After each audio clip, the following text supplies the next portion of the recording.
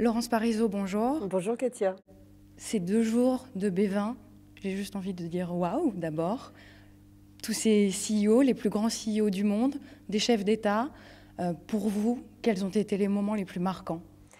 Effectivement, ce sont 2 journées tout à fait intenses que nous venons de passer entre organisations professionnelles, dirigeants de quelques grandes entreprises qui ont un rôle leader dans leur secteur à l'échelle planétaire, dirigeants aussi d'entreprises de taille beaucoup plus modeste, de PME. Nous étions tous représentés dans nos genres, nos styles, nos tailles différentes. Beaucoup de moments importants, mais moi je crois qu'il faut retenir une extrême concentration des chefs d'entreprise sur les problèmes du monde d'aujourd'hui, qui sont nombreux, qui sont compliqués. Une concentration pour essayer d'apporter des idées, des solutions, soit très simples, très pratiques, soit radicalement nouvelles au gouvernement.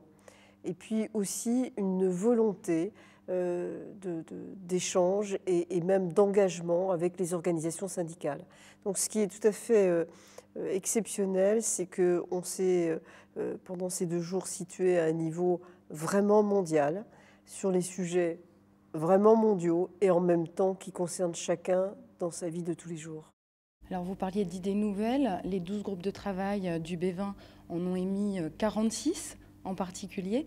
Pour vous, en tant que présidente de ce B20 à Cannes, en tant que présidente du MEDEF et aussi en tant que chef d'entreprise, dirigeante de PME, quelles sont celles qui vous sont les plus chères?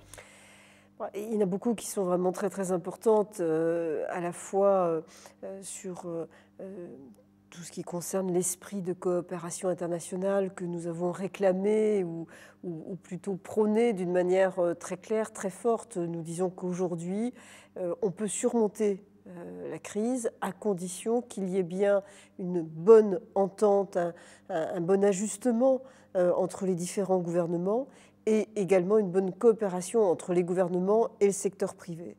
Mais il y a aussi, dans ce qui a été remis, notamment à Nicolas Sarkozy en tant que président du G20, il y a aussi des choses très, très utilisables et très faciles finalement à mettre en œuvre et qui serviraient à stimuler la croissance. Je pense notamment à tout ce qui concerne la lutte contre la corruption.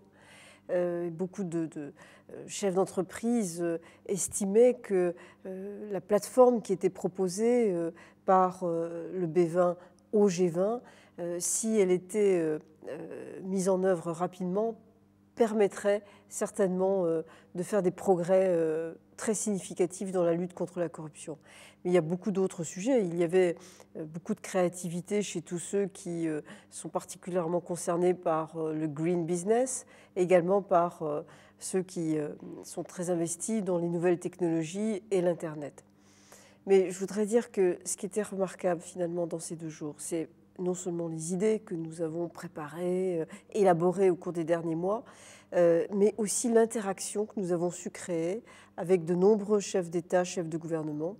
Je parlais des nouvelles technologies. Il y a eu des échanges tout à fait fantastiques avec le président Medvedev qui nous a rassurés sur les enjeux de propriété intellectuelle, par exemple. Est-ce qu'on peut dire que ce B20 à Cannes, ce B20 en France, marque un tournant ou un point de départ vers une... Est-ce qu'on peut penser à une institutionnalisation du B20? C'est possible, en tout cas je le souhaite. Moi, ça fait longtemps que je veux faire en sorte que la voix du secteur privé puisse s'exprimer d'une manière très, très légitime, mais aussi très forte à l'échelle internationale, puisque aujourd'hui tous les problèmes sont internationaux. Aujourd'hui, la moindre chose qui se passe dans un village à peine connu peut avoir une résonance à l'échelle planétaire.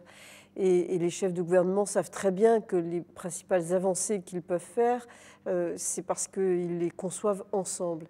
Eh bien, c'est pour ça que nous, de la même façon, nous devons savoir nous exprimer d'une manière la plus unie possible, nous, entrepreneurs du secteur privé, pour être, je dirais, comme une sorte de point d'appui pour les gouvernements, pour qu'ils puissent se dire, eh bien, je peux d'autant plus facilement avancer dans cette direction que l'ensemble des entreprises qui comptent sont d'accord sur cette direction-là. Puissiez-vous dire vrai, souhaitons que ce projet voie le jour. Donc souhaitons qu'il y ait une institutionnalisation du B20. C'est pour ça que, pour clore, j'ai eu une réunion de travail avec nos homologues mexicains qui vont être en charge du G20 l'année prochaine, au mois de juin.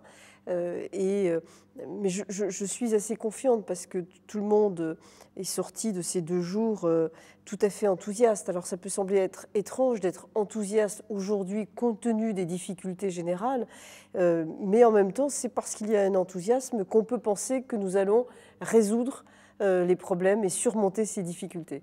Et rendez-vous à Mexico. Donc rendez-vous au Mexique au mois de juin de l'année prochaine. Laurence Parisot, merci. Merci Katia.